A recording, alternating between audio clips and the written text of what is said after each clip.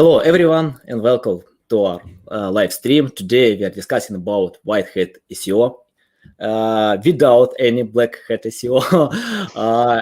I'm so excited to have an awesome guest and expert in this niche, Lily Ray. Welcome to our show. Hey, thanks for having me. How you doing? Yeah, I'm fine.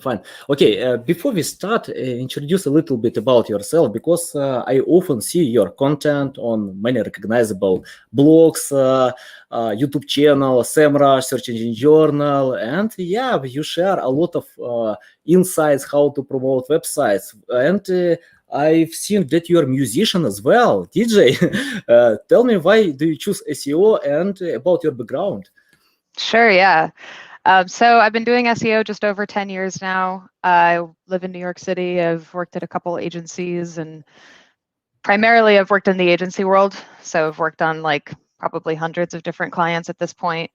And the last few years I've been doing a lot of sharing and researching and writing and speaking at conferences and things like that. My big kind of focus and the thing that people know me for is EAT. So I talk a lot about expertise, authoritativeness, and trustworthiness, but really that's a pretty all-encompassing term for like helping websites improve their visibility in many categories and kind of recovering or preparing from Google's core updates, which tend to be pretty impactful for a lot of different sites. So my team and I have been focusing pretty heavily on that. Yeah, I found a lot of your insights about the parameter it, and yeah, I have this question. I want to ask about the it. I know that you shared a lot of insights, but we can tell more for our audience why it's so important today to pay attention with it. Sure, yeah. I mean, so EAT, expertise, authoritativeness, and trustworthiness is something that Google talks a lot about throughout its documentation, and that's been increasing over the last few years. So if you read Google Search Quality Guidelines, if you read what webmasters should know about core updates, which is the document that they share every time there's a big core update, some documentation around Google Discover, Google News, they always talk about EAT. Even YouTube, they talk about it. So this is really like the underlying principle behind surfacing trustworthy, relevant, high quality, accurate information in the search results. And on the flip side, reducing the visibility of like fake news, conspiracy content, dangerous medical advice, things that aren't really backed up with facts and evidence. So, not every client that I work on or every site that my team and I focus on is necessarily impacted by, a lack of EAT. Sometimes there's other big technical SEO issues or other issues that we address, but for websites that have been greatly negatively impacted over the last few years of Google's core updates, we tend to see a pattern that EAT is one of the biggest concerns. Okay, I got all these insights, but what about practical tips? For example, I have a website. I wanted to optimize with the parameter it to highlight my expertise, authority, trustworthiness. What I need to do, where to pay attention in the first stage? Yeah. So in terms of practical tips, there's like hundreds of different things you need to be doing. There's no silver bullet. There's no quick fix. You need to build up your reputation as an individual or a business. You need to make it so that when people search for your name or your business, that good information is surfaced. There's good reputation around your brand. There's good reviews. People tend to know you because of your expertise in a certain area. So you're maybe producing good content. Maybe you're doing video marketing. Whatever the case may be, you need to become a recognized entity, either yourself or your brand or whatever it is that you're promoting, so that when, in Google Search Quality Guidelines, what they tell the search quality raters to do is to do reputation research around the brand and the individuals that work there. So you basically need to put yourself in a position where if that reputation research is being done, then you have a good reputation online. Yeah, good. Okay, what about the parameter trust? For example, if someone opens my website or my client's websites, how I can increase my trust? For example, I often see some blogs that submit text from copywriters who don't know the topic, or for example, they have no expertise.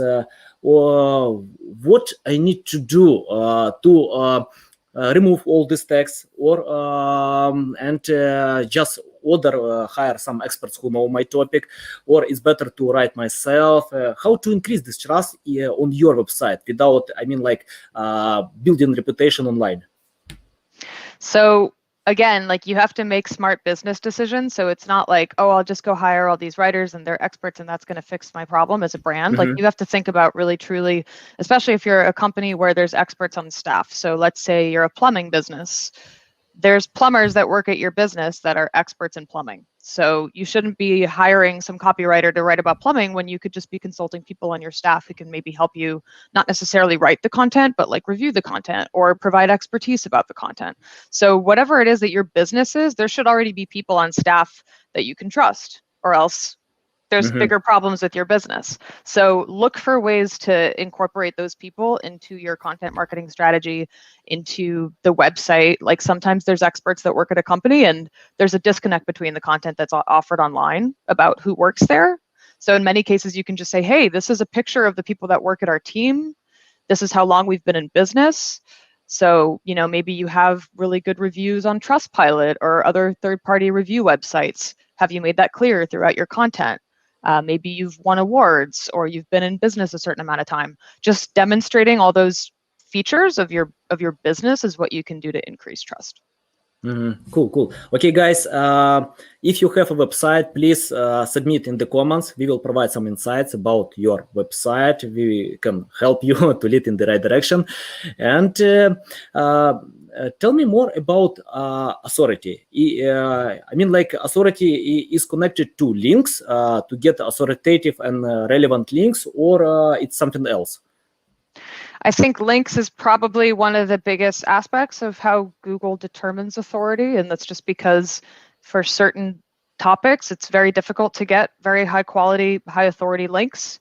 So if you are able to get them, that speaks to the authoritativeness of your brand. So for example, if you're a medical website or a health related website, if you have links from, I don't know, the Mayo Clinic or like, you know, any other very highly authoritative organization or publication, that's probably a good indication that you can be trusted, because not every site can get links from a site like that.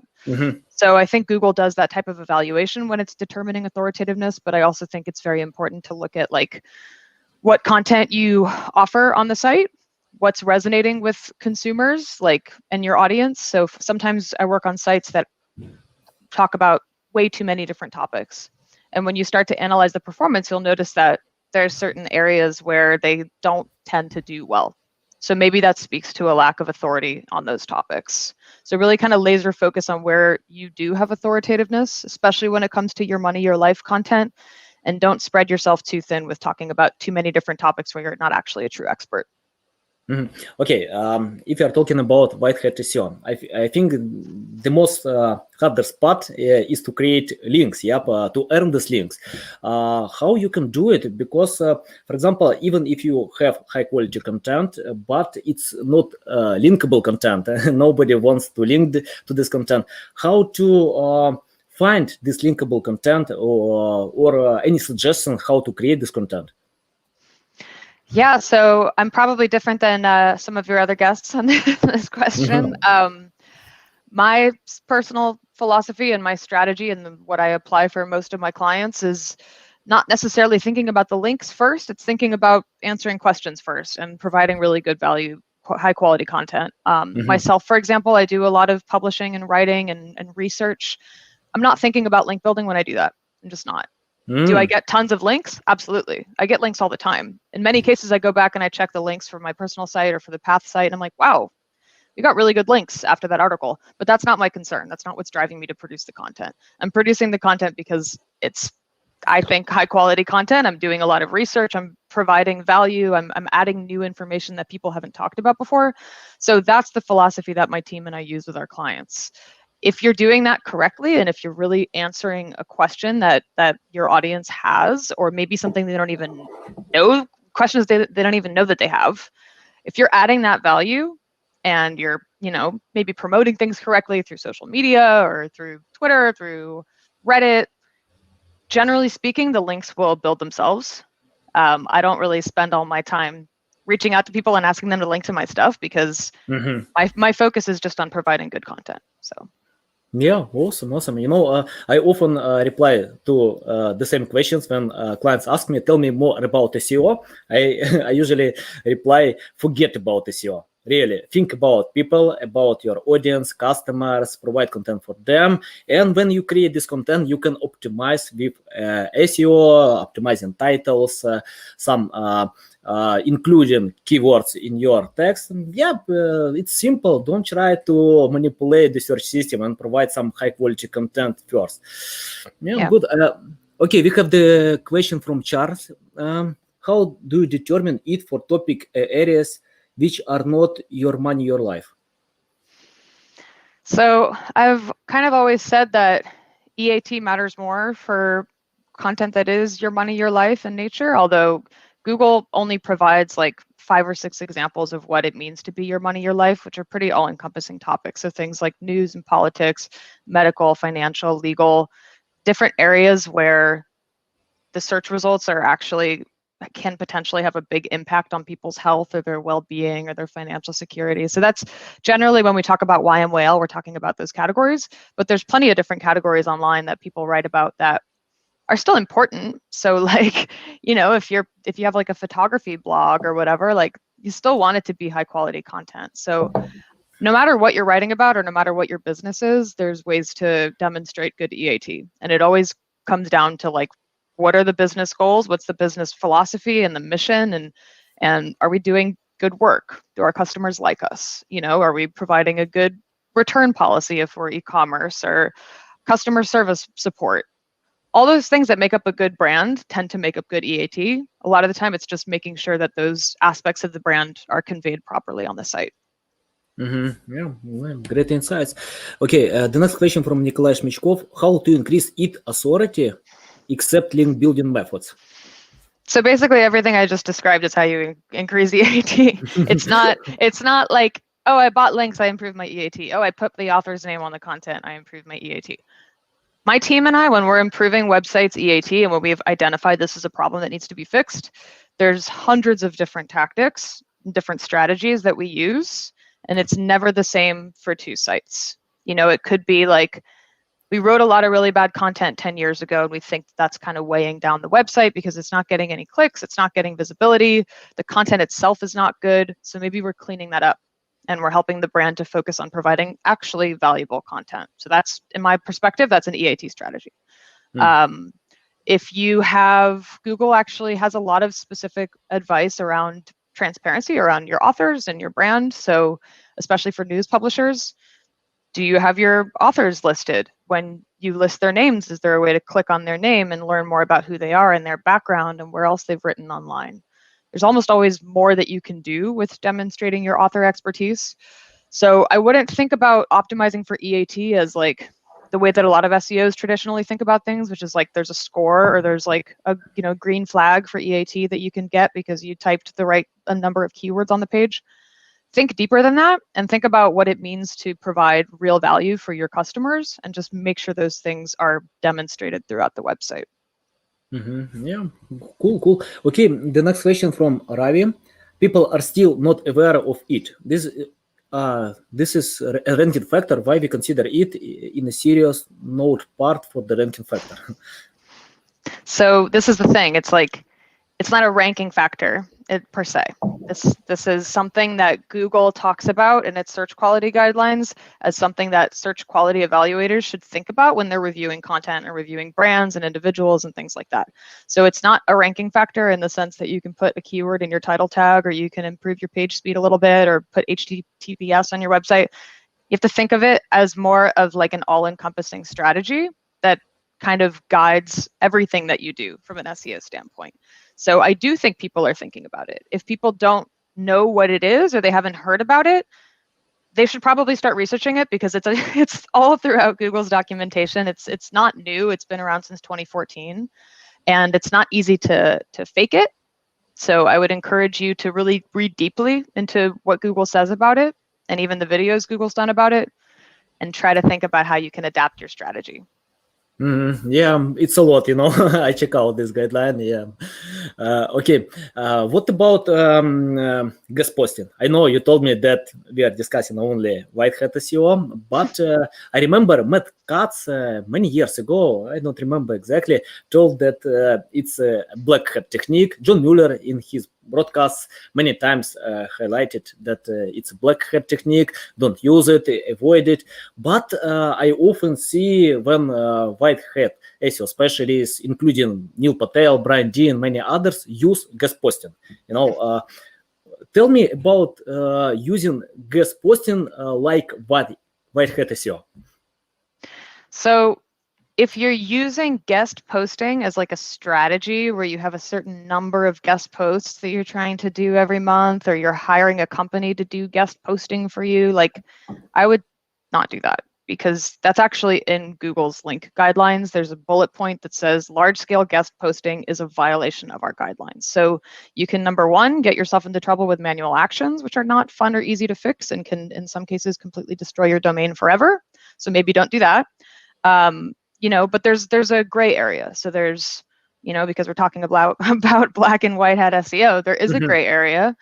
As I mentioned before, I don't do content marketing with really the pure intention of building links, but do I do guest posting? You can classify a lot of what I personally do as guest posting. Like I write for Search Engine Journal, I write for Search Engine Land, I write for Moz. Technically, that's guest posting. Technically, I'm getting links back to my agency, Path Interactive. Am I doing it for that reason? Not really. I think that actually we get more visibility from the content itself and people saying, I really liked your article, than us counting how many links we have back to our domain. Because these things have like a halo effect. When you're writing really good content, it's not about like, oh, I earned 10 links this month. It's about like, wow, people are talking about my content and engaging with my content, and they therefore trust myself and my team and the work that we're doing. So there's a way to do it. I would just be careful, because Google's documentation literally says that doing this on a large scale is a violation of their guidelines. So. Yeah, got it. Okay, if you are talking about ghost posting, I got it. What about your clients? For example, you can write for Search Engine Journal, many other recognizable blogs to get natural links because of your writing. But how you can provide the same service for your clients? If they ask, please. Give me links. Yep, earn these links. It's up to you how you can get it, because I have high quality products, valuable products, and I don't know about link building. Can you provide guest posting or you prefer other techniques? So it's one approach among many other potential opportunities to build links, none of which are easy. None of the link building strategies that I'm working on with my clients are easy, except for maybe reclaiming broken backlinks. That's easy. Redirecting a link that went to a page that's dead on your website, or if somebody mentions your brand and they didn't link to you and you want to ask somebody to link to you, that's easy, right? Yeah, everything else is hard. Everything else requires work. It requires research. It requires an investment. And, guest posting, if we identify that as an opportunity because the client works in an industry where there are a lot of publications that would make sense for them to write on, more so in terms of marketing the business than counting backlinks. Because again, like if you're doing this on a large scale, you can get in trouble. So what we tend to do instead is like come up with really creative ideas for content or strategies or campaigns that we think will get a lot of visibility for the brand. So sometimes we'll conduct a survey about something specific in that client's niche, and we'll publish the results of the survey on their site. And then we'll use some social media, maybe boost some posts that point back to that survey with very targeted advertising. And if that's a survey that resonates with their potential audience, it's going to build links. So again, it's more about focusing on the quality of the content than the link building strategy. Okay, before we reply to this question, I have another one about quality of content. For example, you have a client that who are focusing a lot to develop and innovate products, and have no time and experience with creating content. I often get such things, they come to me and tell, here's my website, I have awesome products, but I don't know anything about content. How to help them if they have no copywriters in their teams and have no designers, web developers. You can provide all these services to them, or you skip these clients and work with clients that can provide all of them. Well, the types of brands that my team and I work on either have the capability to produce content internally, or we offer that as a service at Path Interactive. So, we offer content writing, we offer video production and, marketing as well. And we'll determine if a client needs that service. We'll tell them, we think there's a lot of opportunity for you to do video marketing, or we think that there's a lot of articles that need to be written for your website to perform better.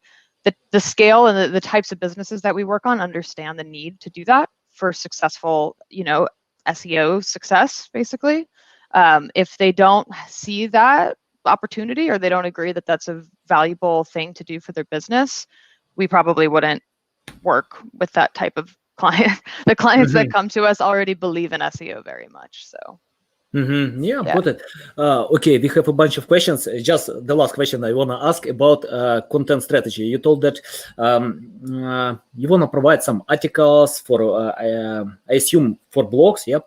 And how to create the content strategy that earns links, traffic, because I often see when people just ask to create articles about generic topics that have a lot of other high quality content with a lot of backlinks, it's tough to overcome them. How to find topics that bring results? That's the hard part. It's the part that requires a lot of skill and experience and creative thinking. So, there's a lot of different tools that surface questions people are asking. Lately, I've been really encouraging people and my team to focus less on search volume and focus more on relevancy and intent. And, there's a lot of different tools that show like very long tail questions that people are asking. So tools like keywordtool.io, Google Trends even, there's Google's new question hub. There's a lot of different places where you can go to see specifically what questions people are asking. And in many cases, the tools like SEMrush or whatever, they won't show that those questions have a very, very high volume. But when you read them, you say, this is exactly what my client or my company focuses on. We are the ones that could properly answer this question. So I like to focus a lot on that. It's not always about like identifying the highest volume question that hundreds of thousands of millions of other websites have already optimized for. It's about looking for those questions that really provide value and then coming up with creative ideas for how to answer them. So it's not just, oh, I'm going to write a 500-word blog post. It's maybe like, could this be turned into a podcast? Could this be turned into an infographic or something that's very interactive for users? So you have to think creatively about how to optimize for this content. There's no template that's going to work for every site. Yeah, totally. Okay, guys, I'm sorry that I ask a lot of questions because I see I invited the audience to who wanna know more about SEO. Okay, the first question: how many average months a website take to rank on a primary keyword? Oh, yeah, it's a broad question. How many months on average to rank for a primary keyword? It depends. I'm sorry, but it depends. How old is the website? How long have you been doing SEO? How high quality is the content? What primary keyword are we talking about? What's the competition look like? It could be 2 weeks, depending on the keyword and the website and the brand, or it could be 2 years. So it's completely dependent on the situation.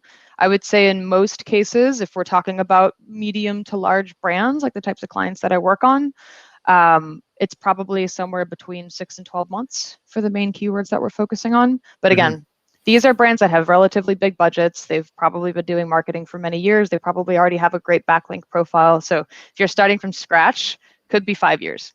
It's impossible to say. Yep, yep, I agree. Even in Ukraine, Serpstat provided some study that our agency has the third position in Ukraine and in the top 20 positions in Russia. And we spent a few years to get the first traffic. Because we compete with other marketing agencies. Yep, it's not simple, and yep, it's better to have some patience and go step by step. Because I remember we wrote a lot of publications on many recognizable blogs. We took part on many events, and yeah, only after I think like 2 years, and we got the first traffic, for our blog website. Yeah, Yeah, it's hard. can take time for sure. Yeah. Okay. The question. About tools. Yeah, I love this question. Will you show your favorite tools to audit websites? Yeah, so I'm in a pretty lucky position where I work at an agency, Path Interactive, that invests very heavily in tools. We believe in, a lot of the latest and greatest SEO tools, and we're in a position to be able to invest in them. So I use a lot of tools throughout my process. My number one favorite tool is Systrix. Anybody that follows me probably sees that I share Systrix stuff all the time. What they do is they provide visibility for any domain or subdomain or subfolder on the internet in pretty much, I don't want to say every country, but in most countries around the world. And it has historical data. So you can look at how visible a domain is or a company is over the past 10 years. So that's very helpful for me when I'm auditing a site, just to see what's the historical view of their domain look like? What do their competitors look like over time? And there's a lot of other features you can use in that tool to understand the competitive landscape and potential opportunities for that site. On the technical side, we use Botify, Sitebulb, Screaming Frog, sometimes Deep Crawl. I really love Sitebulb. It's a lot of fun. I love the crawl visualization. It's really helpful to kind of wrap your mind around what's happening with a website. Botify is good for bigger sites for sure. Screaming Frog I use every day. Been using it every day for 10 years. And what else? I mean, SEMrush is obviously great. Ahrefs is fantastic. At this point, there's so many different tools, but those are probably my favorites. Yeah. Yeah, got it. It's interesting for me that you invest in tools, because we have our tools. Yeah, it's interesting to share our tools. We have the paid version. I will provide the paid version for you. You can check out if it's interesting. We can discuss, to develop these tools, because today our tool is popular in Russian-speaking countries. Some free version, but we have some struggle to provide, to sell our paid version. But the free versions have a lot of traffic. Yeah, people are interested, and yeah, right now we are developing and think how we can improve our tools. Yeah. If you can share with your team, yeah, it's interesting to know. Sure. Okay, we have the question. Do you think SEO will be almost impossible for new websites in future, when every business will have their own website and do their SEO? Yeah. It's a funny question. It really depends. How much time and money and energy can you invest in SEO? So if you're trying to rank for best toothpaste and you're a brand new company that doesn't have a budget, probably not going to be very easy for you. The market's already saturated with, not to mention Amazon and Walmart and the biggest players on the internet, but every major company in most categories is investing in SEO very heavily and has been investing for a number of years now, and that's, I think, only going to increase. It's certainly increased during the pandemic. So yes, the competitive landscape is becoming much more difficult. What you can potentially do, as I mentioned before, is look for opportunities to rank for content that is less competitive. So maybe there's something that's very long tail, something that's very specific to your target audience.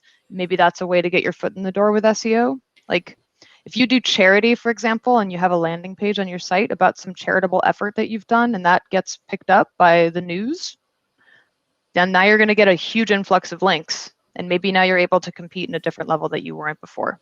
So there's ways in, but it's certainly becoming more competitive. Yeah, yeah. I usually pay attention with topics that have a lack of quality content. I love the strategy from Brian Dean, the skyscraper technique.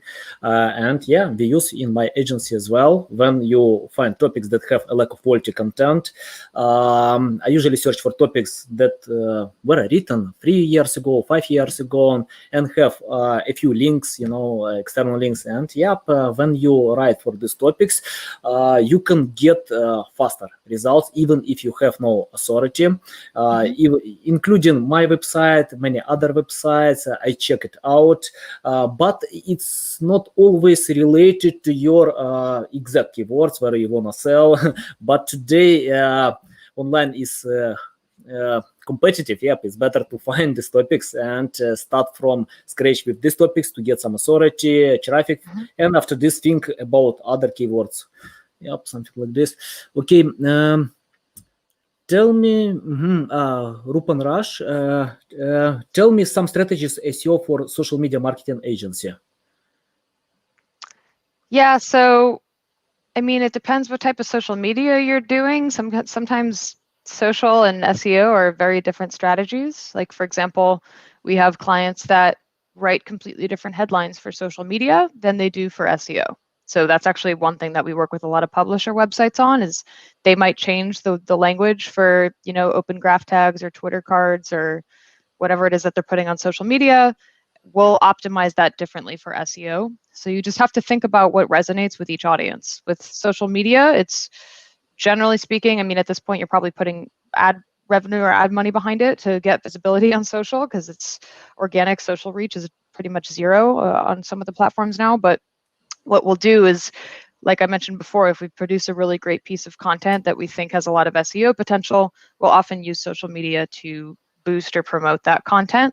Because if you produce a piece of content and your website isn't already getting a steady stream of organic traffic, you have to do a little social media marketing to get the message out there.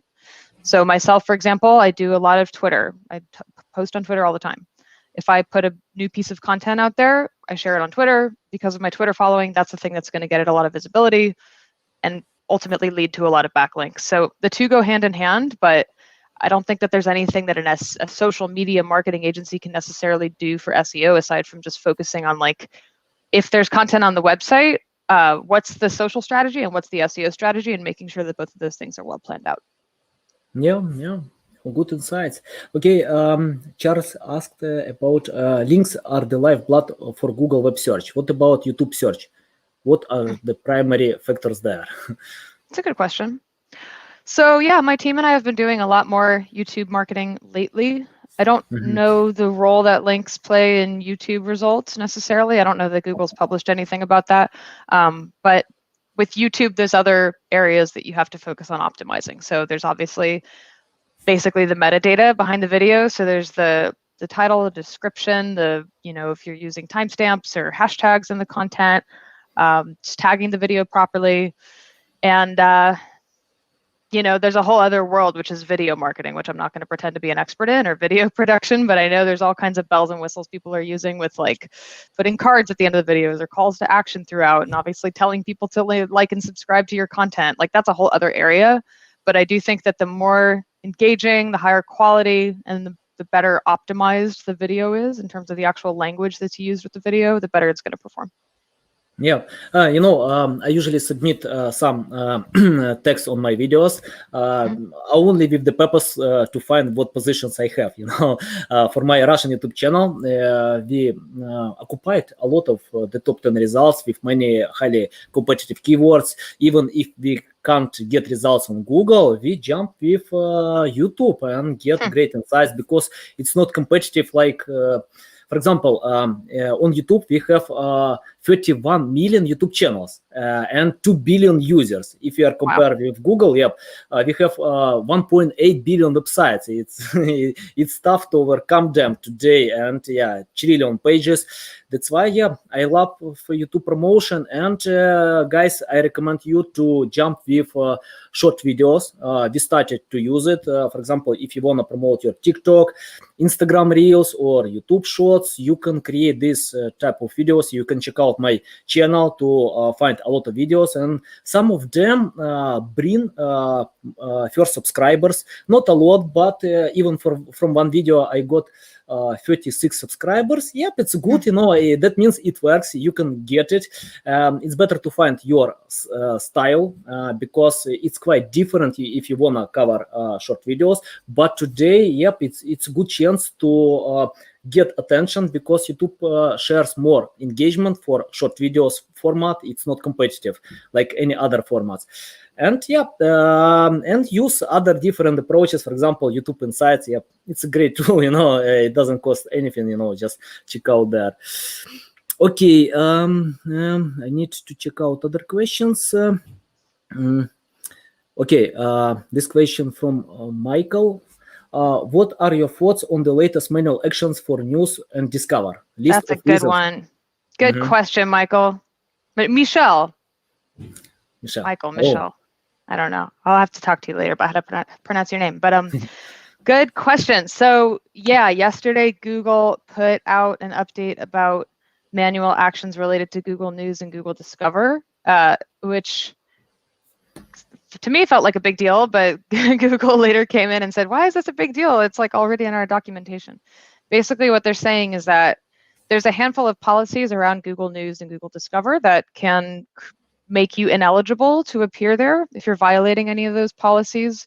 And you should probably read through those policies because I don't know how many sites are, trying to get into Google News necessarily if they're not news publishers, but Discover, any site on the internet is eligible for Google Discover. And if you happen to rank in Google Discover, I have a client right now that has 66% of its traffic from Google Discover, organic traffic. And that's like an area of search that didn't exist a couple of years ago. So I would absolutely focus on how to rank in Google Discover if you can. Now, these manual actions are basically saying when our algorithms failed to eliminate or prohibit content from appearing in Google News or Discover because it violates our guidelines, we'll manually, in some cases, provide a manual action that says your content's in violation of one of these different policies that we have. So it's kind of weird because in some cases you didn't necessarily sign up to be in Google Discover, and maybe you have a piece of content that's being surfaced there. And if that content happens to violate one of their policies, you can now potentially get a manual action in your Search Console account. But I think it's going to be pretty rare. Like I have a lot of clients that talk about profanities, adult content, and I haven't seen any manual actions yet. So we'll see how aggressive they choose to be with this. Yeah, interesting. Yeah, especially Google News and Discovery, because it's hard one, and Googlers usually share that you can optimize for with these parameters. Yep, it's interesting to learn. Okay, the next question. Let's take a break. How are you doing today? I'm sorry, I haven't read before. That was very nice of you to ask me how I'm doing. I like when people ask me how I'm doing. Thank you for asking me that. I've been better. Thank you. It's been a horrible year so far, but doing my best. Going on vacation in 11 days, so I can't wait for that. But thank you for asking. That was very nice of you. Yeah. Okay, the next question. How do you analyze keyword competition for a service-based keyword, like keyword in title, URL, and H1? Keyword competition. I don't have a process that I use with tools for that. I mean, I have I've been doing SEO for a long time. So if you asked me that 5 years ago, 7 years ago, I'd probably like, oh, you go into the AdWord planner and you look at the competition and the CPC, and then you go to SEMrush and you look at the little chart that tells you how competitive something is. I don't really do that anymore. I think that if we're assessing the landscape for a certain keyword or a certain topic, the best place to look is always Google itself. Is there a Google result that takes up half the page that you cannot compete for because it's a knowledge panel or featured snippets or something else that Google generally just shows the answer to the question without real opportunity for a third-party publisher to get traffic from that keyword? That's a very competitive keyword, maybe not worth going after. If it's a medical query and I see Mayo Clinic, WebMD, Healthline, Medical News Today, is my small medical publisher going to be able to rank for that keyword? I don't know, probably not. So it's more about the landscape and using your best judgment than it is about reading what a certain SEO tool is telling you in terms of competitiveness. Yeah. Okay, we have the question from Michelle. I hope we pronounce correctly. Okay, what about transparency? The one is what? Yeah, that was something that Google mentioned as part of its criteria for Google News and Google Discover. And they talk about transparency in a lot of other places as well. I think what they're talking about, what Google's trying to avoid is, when you encounter an article that's basically spam, where there's a lot of ads, and maybe it's an old basically eHow or something like that, where there's just how to tie your shoe, and then there's a million ads, but it doesn't say who wrote it. Doesn't say that's obviously a very innocent example, but let's pretend like it's a medical topic, and you can't tell who wrote the content. You can't tell, is that person a doctor? Have they worked with a doctor? Is there any doctor that's reviewed this content? Google doesn't want that type of content anymore, especially your money, your life content. So if you're producing content that could be very impactful to someone's life, like let's say home renovations, who's the person that wrote this content? Can I trust them with making sure my house doesn't fall down when I follow the instructions on this article, right? So I think the more transparent you are about who your authors are, who your brand is, putting all that information on the site in a way that's easy for users to find, that's what they mean by transparency. Yeah. Great insights. Okay, do you have your YouTube channel where we can ask questions? Yeah, you're very knowledgeable. That's nice. Is that the same person that asked me how I'm doing? Thanks, Zane. You're really nice. I don't have a YouTube channel.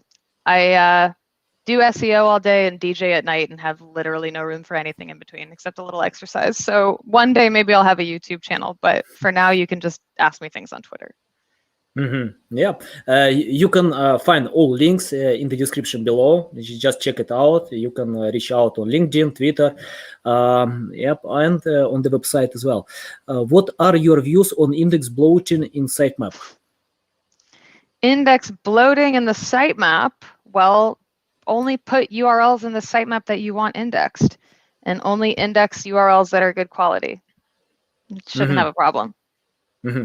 Okay, let's talk about the length of content. I found a few studies that share that you need to have the length content because it ranks much better, much higher. What do you think? That means you need to write long articles, or it's better to learn user intent and think how to reply the shortest version, because, for example, I read one study from Hrefs, and this guys told it's better to provide only insights that people want to learn and don't care a lot about the length. Other studies tell no way, you need to write long articles to reply to all possible questions if you want to rank on Google. Tell me your insights. So if you go to my Twitter profile and you click on the pinned tweet, it's me talking to Google. It's the Google Web Mythbuster video in which I asked Martin Split literally this exact question. And we kind of joke about it because I already knew the answer and just wanted to get it on the record. But word count is not a ranking factor. You shouldn't go into an article saying, I need to write 2,000 words about this topic. I mean, there's tools that you can use to average the number of words that people tend to write about a certain topic. So my team and I do that. For example, Searchmetrics has a tool that will crawl the top 30 ranking URLs for a given keyword, and it'll average how many words those URLs tend to have. And then you could say, okay, if I'm trying to rank for, heart attack symptoms, it needs to be probably about 1,500 words. Does it matter that I wrote 2,300 words? No. If the content's good, the content's good. Should I write 300 words? Probably there's a huge gap in what the other top performing content or articles have written about that we're not writing about. But it's not about the number of words, it's about the depth of coverage and how helpful that piece of content is. So if all of your competitors have a FAQ at the bottom of the page that answers specific questions that users have, maybe you should consider having something like that on the page. So it's more about usability than word count. Yeah. Great insights. Okay. Debbie asks, nested sitemap XML, any opinions on that? Sure, you can nest your sitemaps. I mean, it depends how big your site is. Like some people choose to have different XML sitemaps for, like the way that WordPress sets it up by default is to have pages and posts and I guess like authors and tags and categories as separate sitemaps. That's one thing that might make it easier to analyze the data. And then when you're in Search Console, you can see different insights based on different XML sitemaps. But again, it's for some sites, it's not important. If you have a 500-page website, just put 500 pages in an XML sitemap. Google can process it very easily. So depends on how big your site is. Yeah, cool. Okay, I have the question about Ahrefs, domain authority. This tool might show some spammy backlinks. Then should we rely on these tools or not? And we have the answer from Itemer Blower, my friend, and he told, no way, it's not Google tool. Yeah, I remember one time Moz changed their rating, and a lot of people. I love you, Doc. Yeah, a lot of people submitted what I need to do, how I can gain back all this domain authority, because I lost a lot of from Moz domain authority, but Google doesn't care about Moz, you know. Yeah. It's better to think about your links. You can check out on Google Search Console to analyze all your links as well, you know.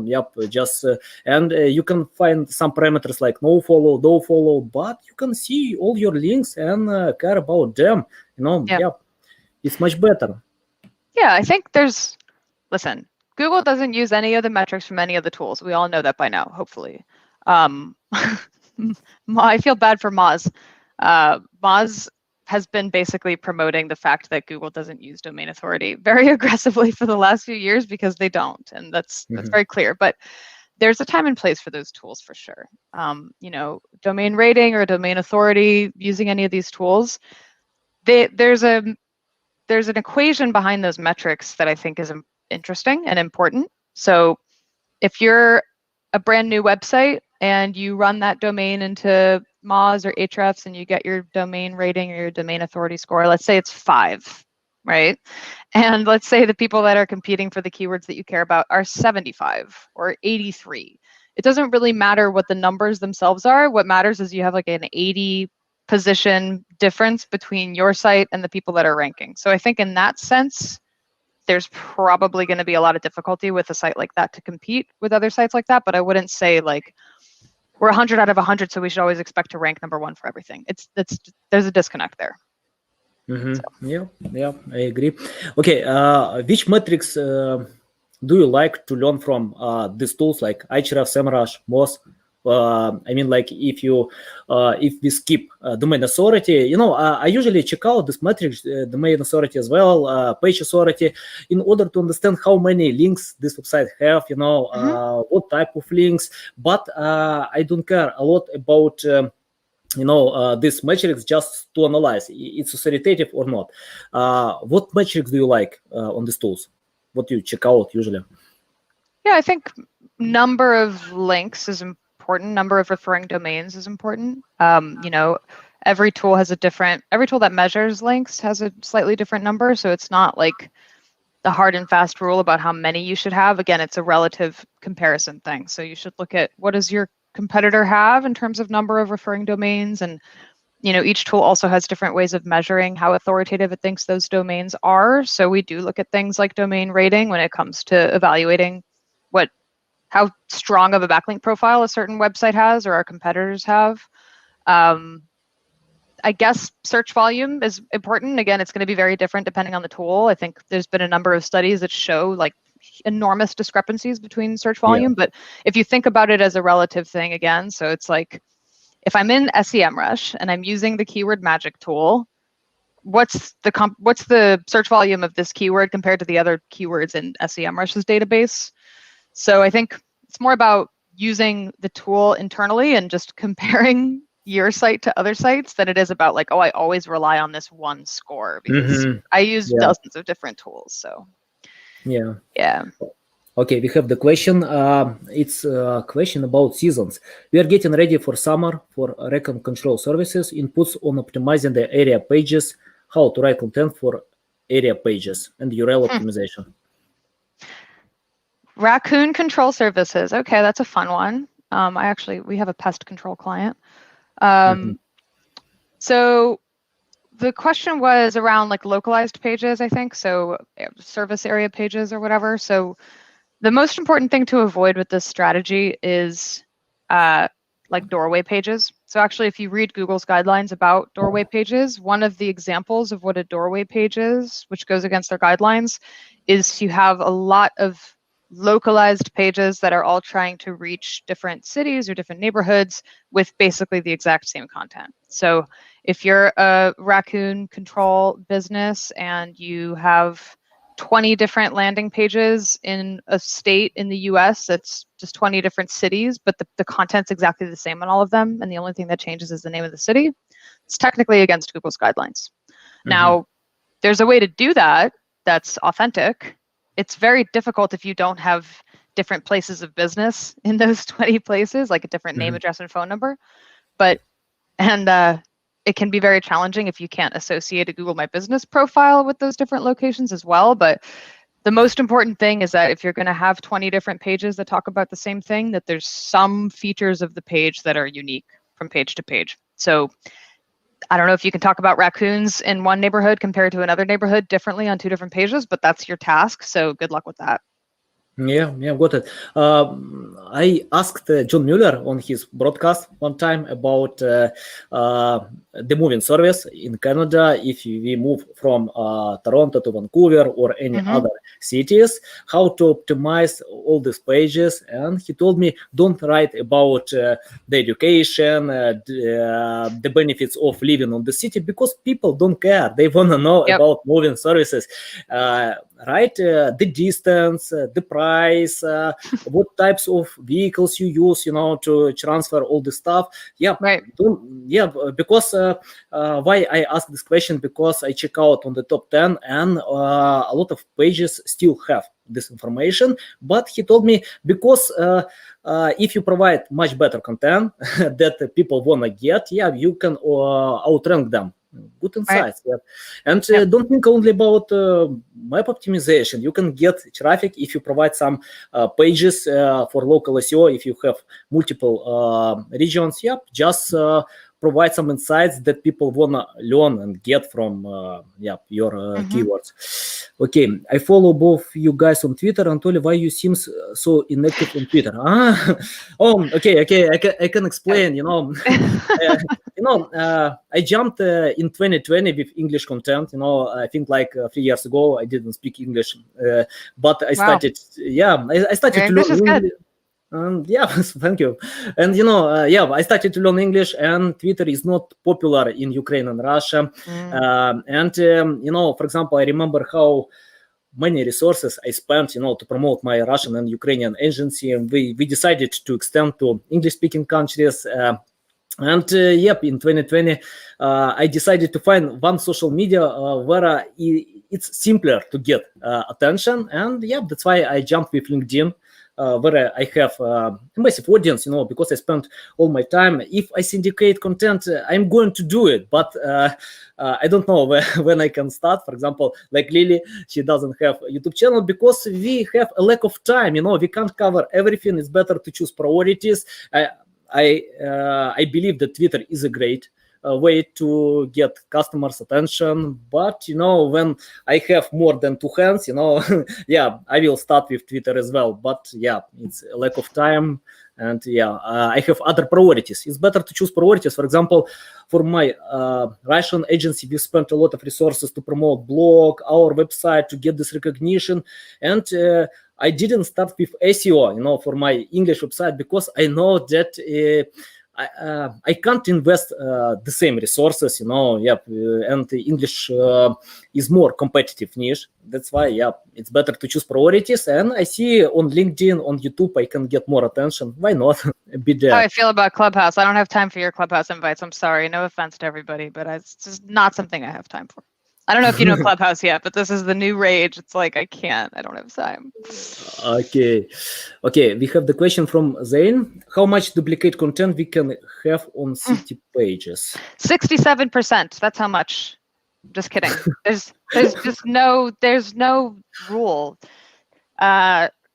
Definitely avoid just changing a city name. Definitely avoid having two sentences that are different from page to page. One of the main things that I clean up and my team and I clean up when we're fixing sites that have been negatively impacted by core updates is something like this, where they've done, we had a client that had 3,000 city pages.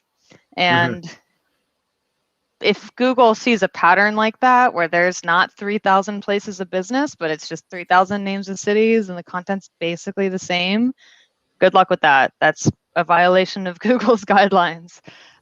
So make city pages for as many places as you legitimately have unique content to say about that city. And it's not just like, oh, there's a parade here on the Cinco de Mayo. Like, it's not that. It's like, what's unique about your business in that place?